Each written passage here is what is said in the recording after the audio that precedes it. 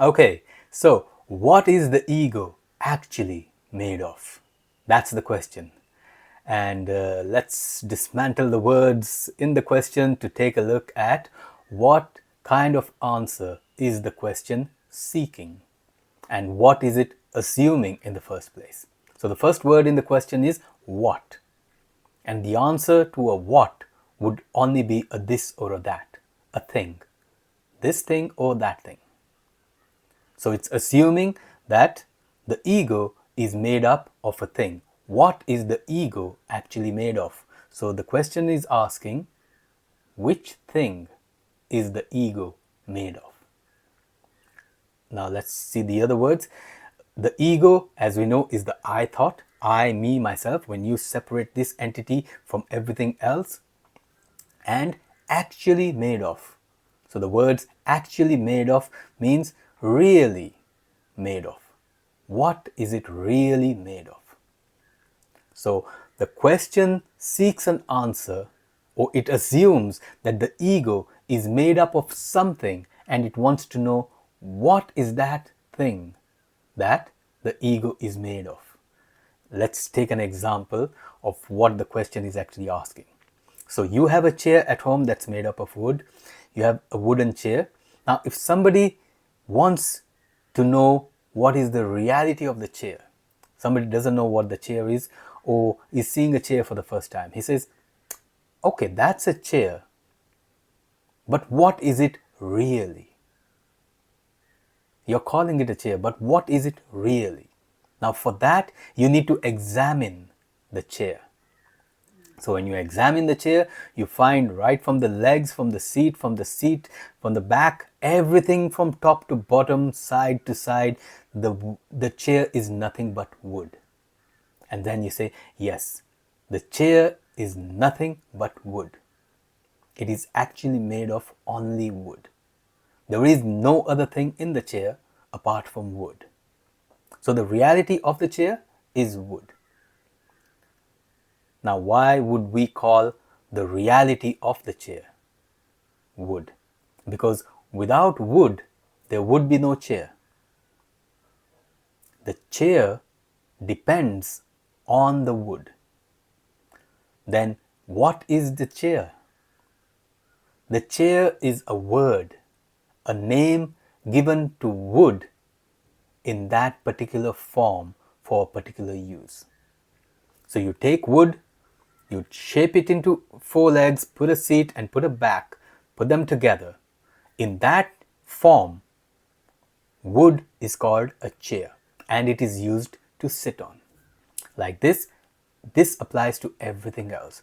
Everything has a name, it has a form, and it has a particular use. So the question is asking, just like the chair has a reality called wood, that in and through, up and down, in and out, there is nothing but wood. What about the ego? What about the I thought? What is that made of? Now, the I thought, just the word itself says it's a thought. You cannot have a thought without a thing and the mind. These three arise simultaneously and subside simultaneously. You cannot have a thing without its thought and the mind. You cannot have a thought without a thing and the mind. And you cannot have a mind without a thought and a thing. 3 of them arise simultaneously. So if you have a thought, it must be about something. And if you perceive something, you have the thought of that thing. And the mind facilitates both.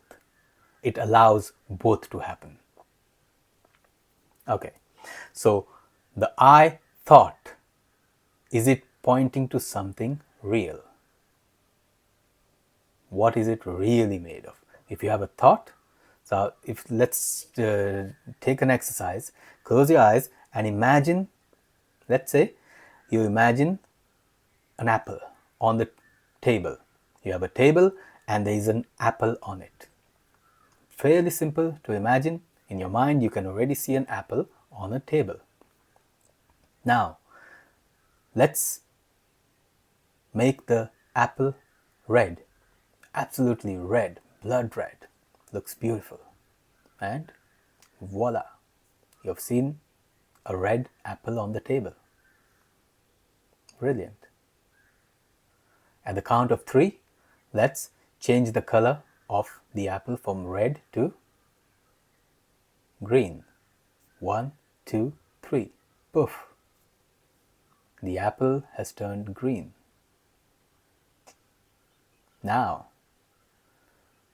at the count of 3, let's put a little leaf on the stalk of the apple. You can see a green apple with a stalk and a leaf on the top. No problems in imagining all this. Now, let's put some 2 eyes and a mouth on the apple. It has a face now. 2 eyes, a mouth, the eyes are open, and it looks like the apple is looking at us. Fun? Might be smiling at us. Okay, so open your eyes now. Let's just examine what happened there. When I asked you to imagine a table, an apple, no problem with that. Your mind can easily take an apple and a table, put them together. You have an apple on the table. Now we can imagine it being red. Just need to change the color of the apple. Turns to red. We can change it to green. And we can change it to having the stalk and the leaf. All these things are real. You've seen what a table looks like. You've seen what an apple looks like. You've seen what the color red looks like. You know what the color green looks like. You know what the little stalk and a little leaf looks like. You know all those things. Your mind has no problem putting them together in one image. Then finally we put 2 eyes and a smiley face on it, and the apple looks like it had a face and it's looking at us.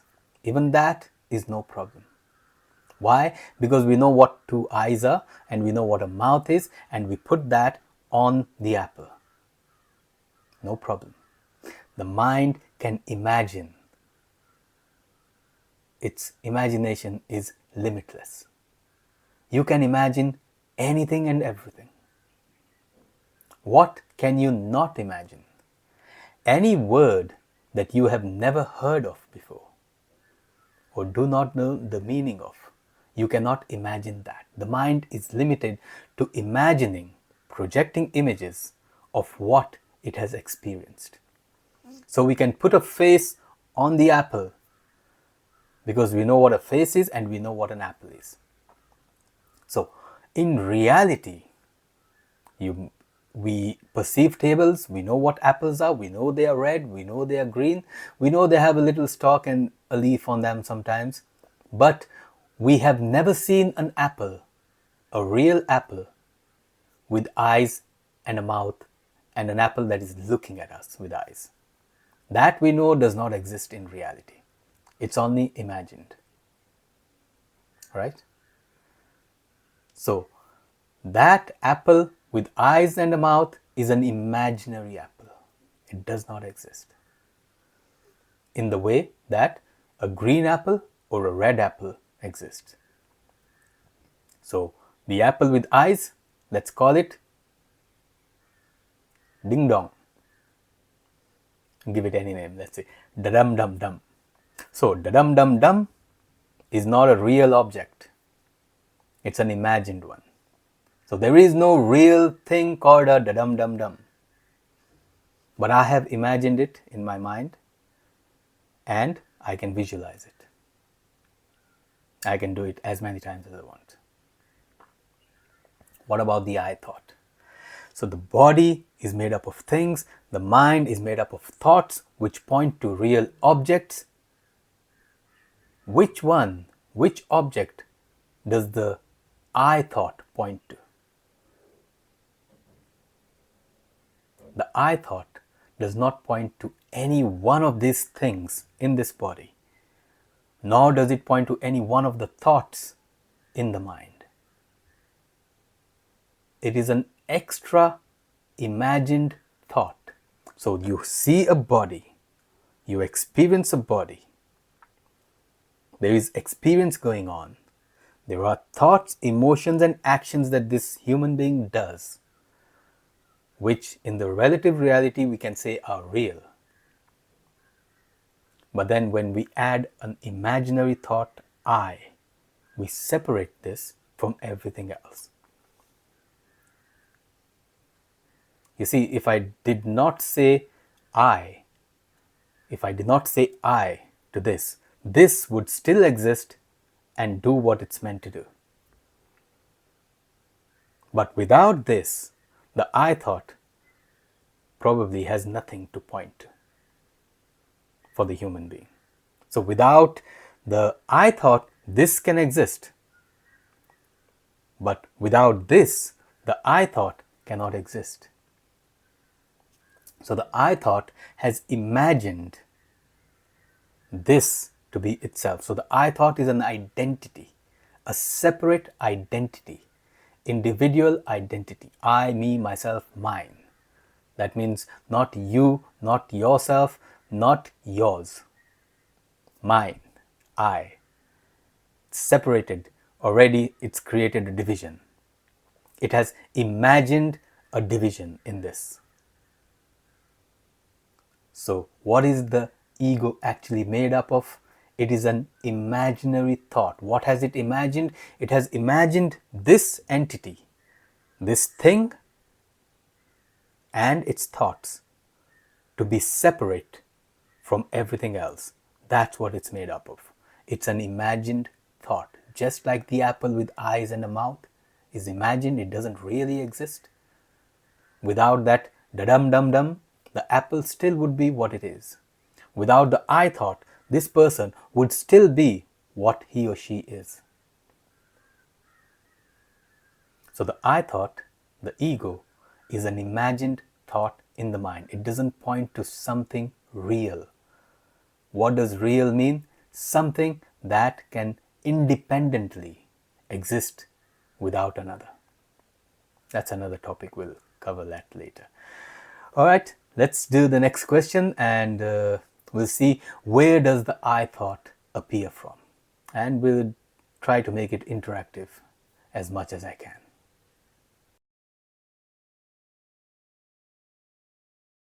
Okay, so where does the I thought appear from? Again, let's take a look at the question and the words that are used so we can answer it precisely and exactly to what the question number one assumes and what it is seeking as an answer. Where denotes space. Here, there, somewhere, everywhere, nowhere. These are space words. So where? So it's asking for a place. Does the I thought appear? So the thought, where, which place does it appear from? What is the starting point? The point in space where this thought arises from. Where does the I thought appear from? Great question. Now because it's a thought, it's in the mind and it's not in the body, but then we think that the mind and the thoughts are in the body. Anyway, that's another thing to debate. But where, which place, which specific point does the I thought arise from? That's the question. Okay, so the question is assuming that there must be a specific point where the I thought arises. Now, just to clear a little thing or give you a little bit of just understanding of how the I thought has been conditioned.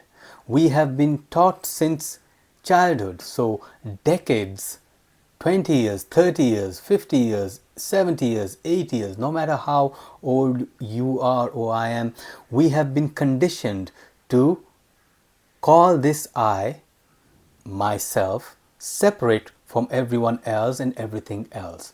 It has been years and decades of conditioning. I. Just like your name has been conditioned into you. So right from childhood you learnt, I am John, I am John, I am John, I am Sukhdev, I am Sukhdev, I am Sukhdev. So in the beginning, when I was young, this body was young, the mind was still learning new things. I learnt, I am Sukhdev. I was given the name Sukhdev. You were given your name. You learnt it, you learned how to, you practiced how to write it, you practiced how to pronounce it, and anytime somebody asked you, you proudly said, I am XYZ. I am so and so. And that has happened every waking moment of your life. Now you don't need to remember, I am so and so. I don't need to remember I am Sukhdev. It's so embedded in my subconscious that anytime this person hears the word Sukhdev, he responds to it. I don't need to remember I am Sukhdev. Okay, that's the same with the I thought. You remembered in the beginning, oh, this means I, it was conditioned, and now you understood it to be I, and it's always I, it's never changed. And so now we can leave it, I've understood, I means this. I don't need to understand anything further. So that has been conditioned for decades, 30, 40, 50, 60, 70 years of your life. So it is no longer a thought for you in your body.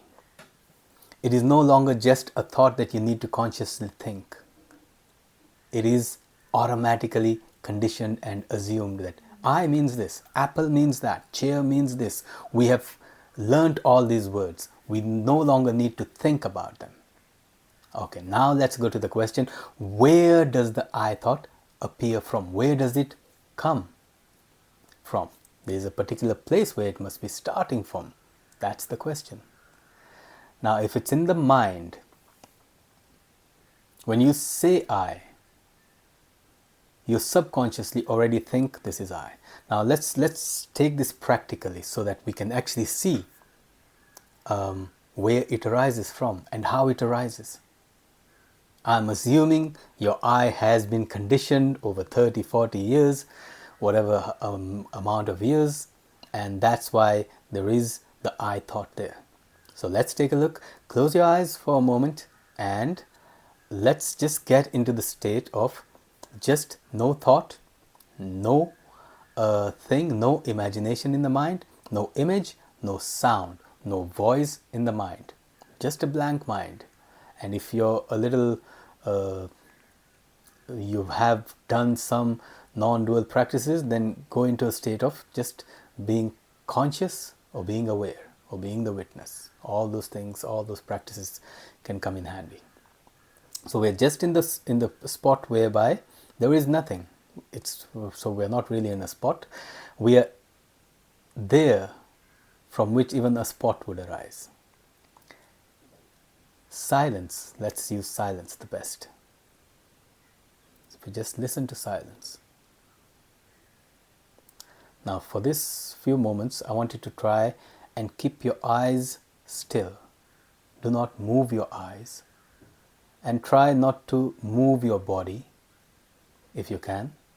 Do not become stiff, do not tighten it, but just let go of it and abide in silence or as awareness or consciousness.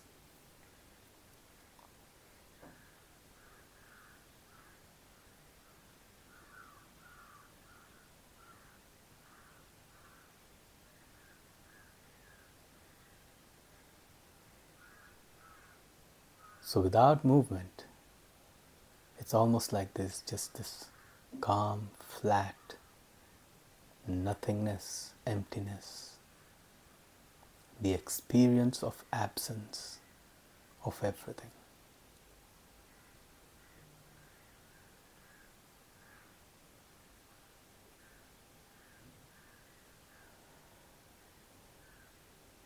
If your eyes are still, and there is still some movement in your body that you can sense. Now we're going to call it sensations.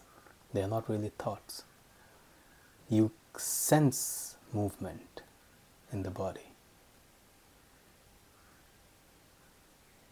Become aware of that sensation.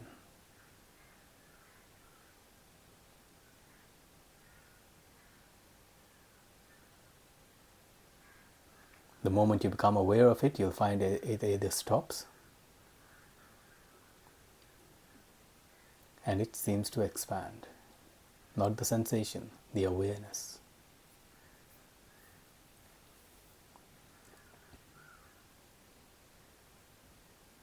Okay, so in this state, there is no I thought. There is no thought at all. So there's no question of I thought being there.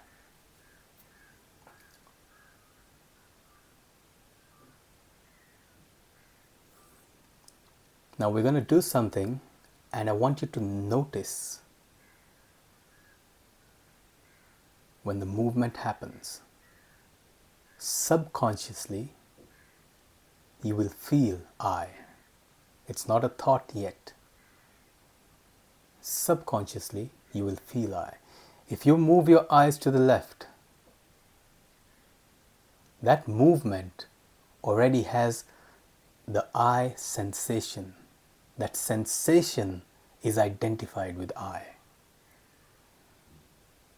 When you move your eyes to the left or the right, up, down, while they're closed,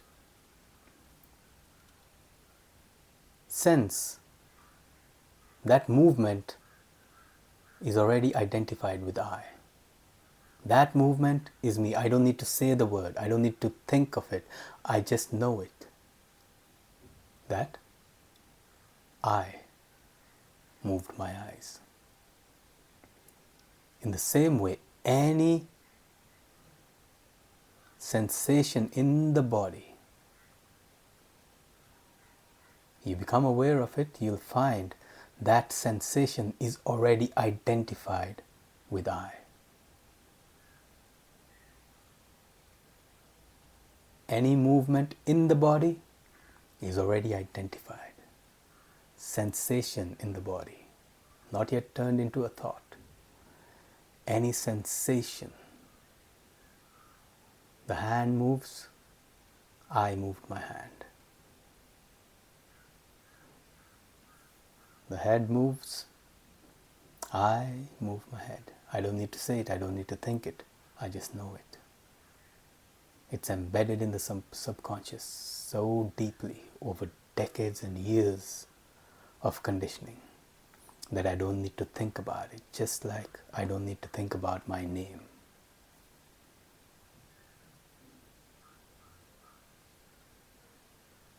Now, if you try to pinpoint the exact place where this I arises from, the moment you have a sensation and you take your awareness, your attention to that sensation, you'll find that sensation stops and you'll find that the I thought disappears over there.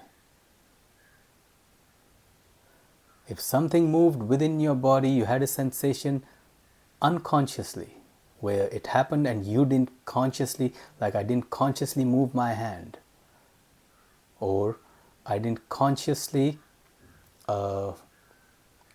move my shoulders, then the unconscious sensation is already identified with I. And the moment you take your awareness to it, it disappears. The I feeling disappears. The identification disappears.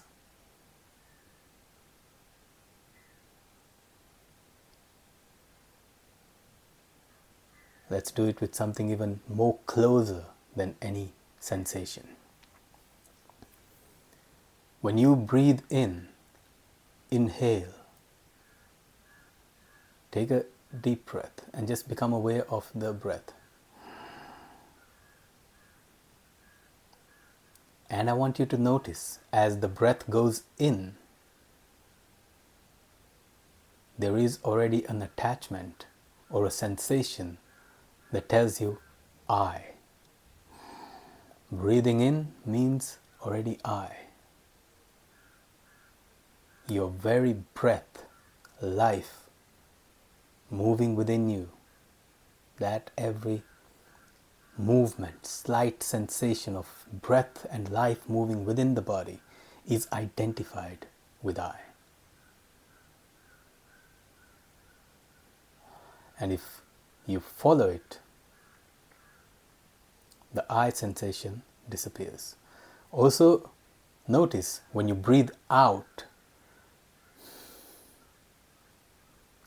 you will never feel I when you're breathing out. You will never feel I, because when you're breathing out, what is out is not I. So subconsciously, at the deepest level of sensation, movement, anything within the body, any sensation is identified with I. And any movement outside the body is not identified as I. Is there a particular place where it arises from? No. The I thought does not arise from anywhere. It's an imagined thought, remember. We just did that. But I have imagined that everything moving within this body, every sensation within this body, I have imagined that to be I. Wherever you, if you're good enough to go and become aware of your heartbeat, you can hear your heartbeat and you can feel your heartbeat. When you become aware of it, your heartbeat won't stop. When you become aware of your breath won't stop. But the subtle sensation, identification, that will disappear immediately because it's not real. You will sense the breath going in and out. You'll become aware of the breath going in and out, but you will not identify with the in and going out if you're consciously becoming aware of your breath or any sensation. I think that's a good exercise. You'll find any sensation, anything to do inside the skin, within the skin of this body, the slightest movement, and everything in the body is already moving all the time. Blood is circulating, the heart is beating, the lungs are pumping, breathing in and breathing out. The diaphragm is moving, the limbs and everything in the body is moving all the time. Now, with every movement, right to the point where it starts, is already identified as I. That's how deeply the I thought is buried in your subconscious, that you don't even think of it, you don't even need to know it, you don't even need to understand it. It's just, this is who I am. It's been buried or conditioned that deeply. So let's answer the question. Where does the I thought appear from? It can't appear. And yet, every movement, every sensation is identified with it. So subconsciously, everything that I feel is already I. I don't think about it, so it's not a thought yet. Now, what about thoughts? Now, I can think, I want to do something, I want to go somewhere, I want to say something. Now, I'm consciously thinking, I. It already is attached to every sensation within this body. So when I say I, by the moment I say I, all the sensations have already been collected into that I. I am simply referring to everything within this. Where does it arise from? No particular point, because it does not really exist. So you can try to find where it arises within yourself, and you'll find that when you're unconscious of movement and sensation within you, it's there all the time. And when you become conscious and aware of any sensation or of any thought as well, it disappears. That's the beauty of an imagined thought.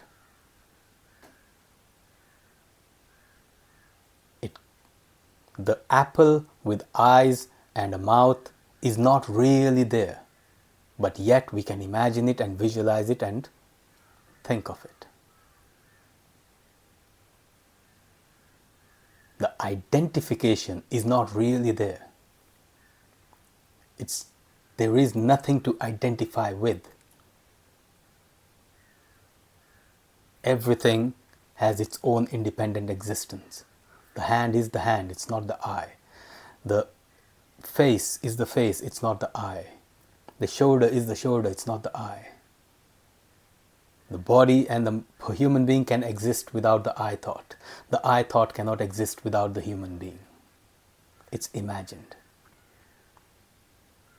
And so when you feel something, automatically I. You think something, it's I. You do something, it's I. So if we want to go to where it arises from, you would have to go from what you physically do. You realize that it's not really an I that is doing something. If you are physically doing something with the body, you will realize that it's not I that is consciously thinking thoughts. Thoughts are automatically appearing in the mind. And you'll find that sensations are also automatically moving within the body. You're not doing anything to breathe. You're not doing anything to make the blood circulate in your body.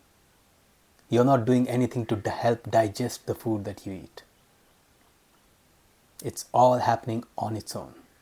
Yet, there is this imagined thought that claims ownership and says, this I separate from everything else.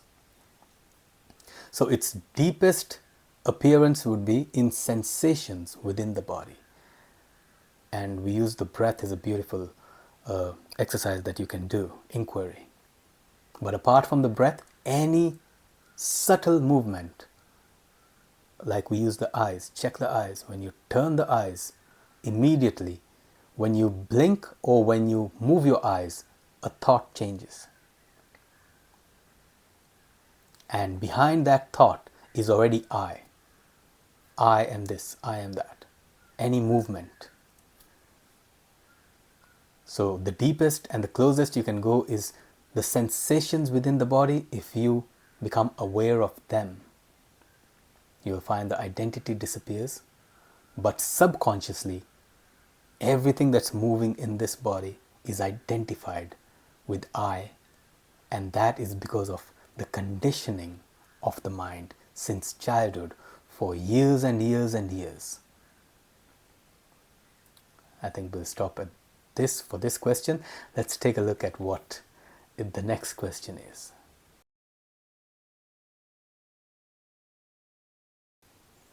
Okay, so the question is, can the ego really die? Let's dismantle the words, the question, and check every word so we find out what actually the question is seeking as an answer. Can the ego, is it possible, can the ego, is it possible for the I thought to die? When we think of dying, it means that somebody is coming to an end or something is coming to an end. It ceases to exist. It no longer is there.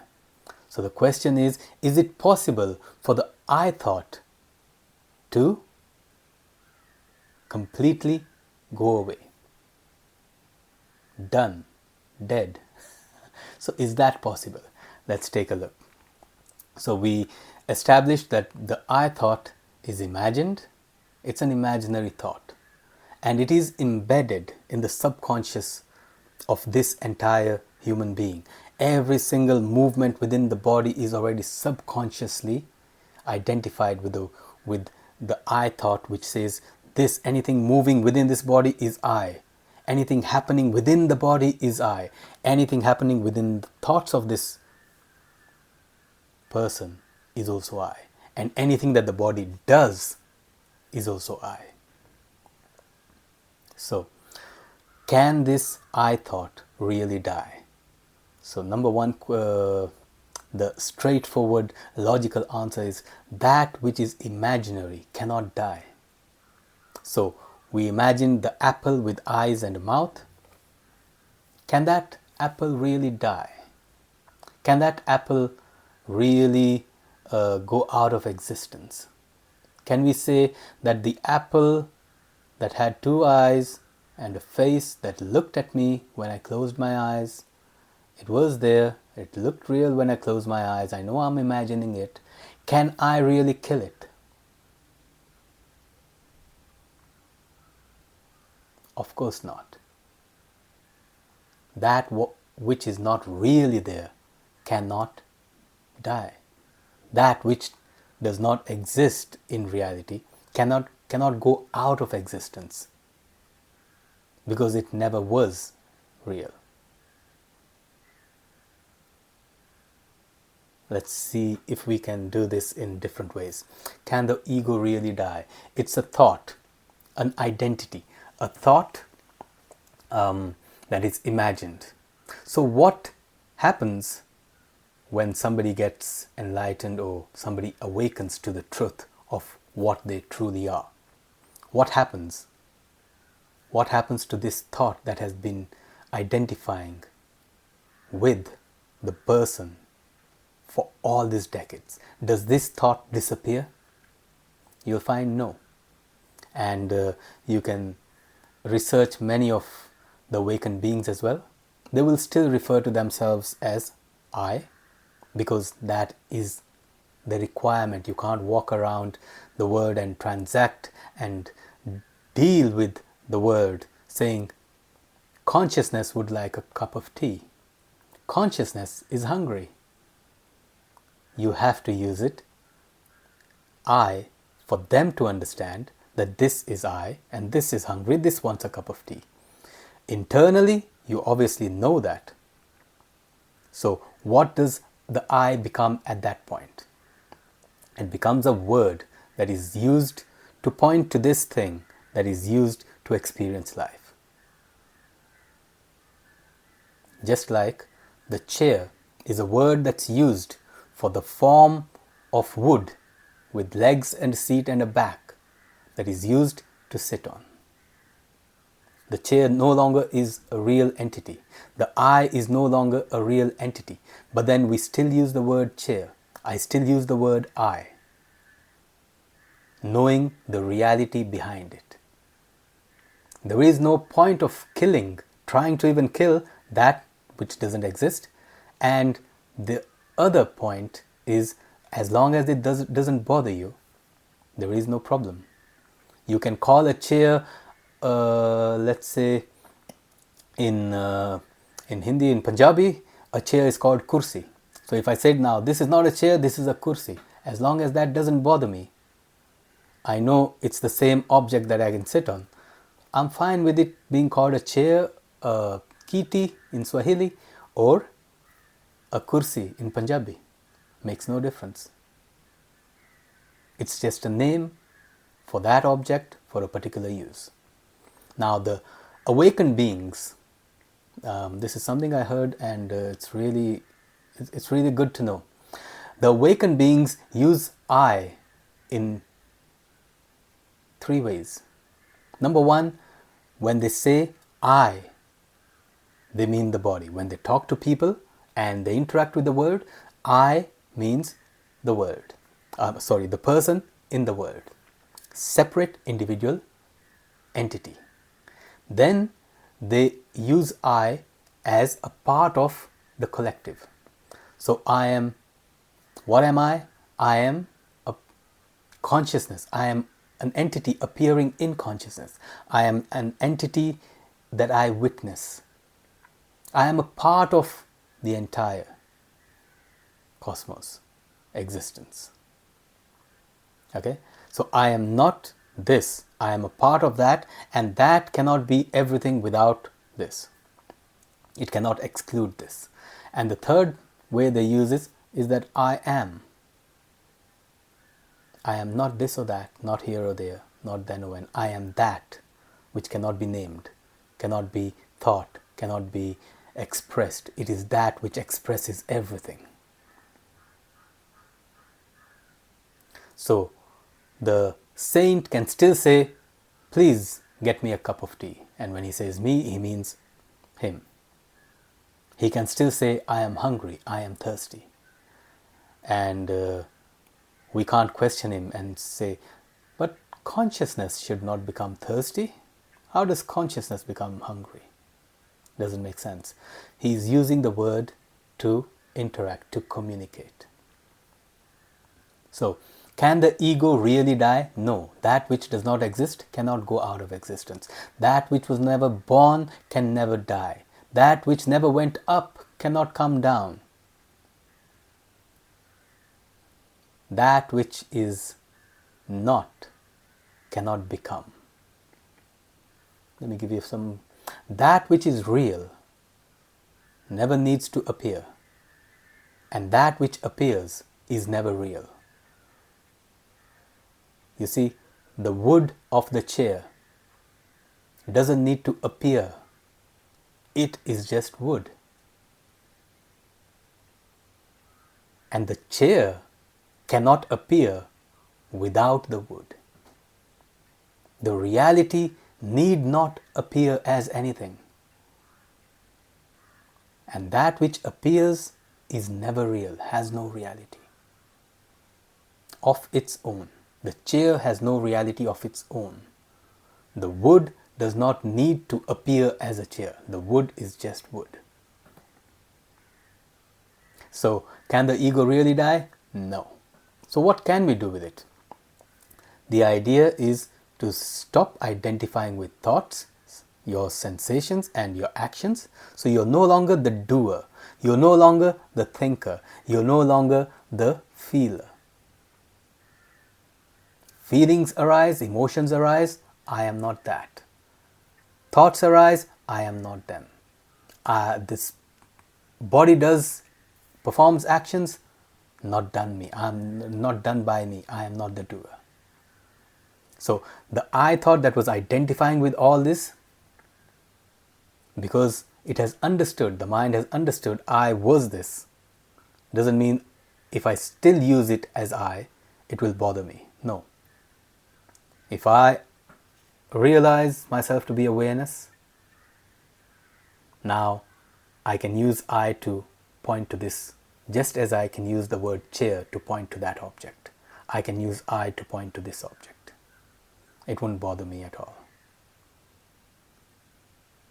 Awareness is still untouched when you say I to refer to this.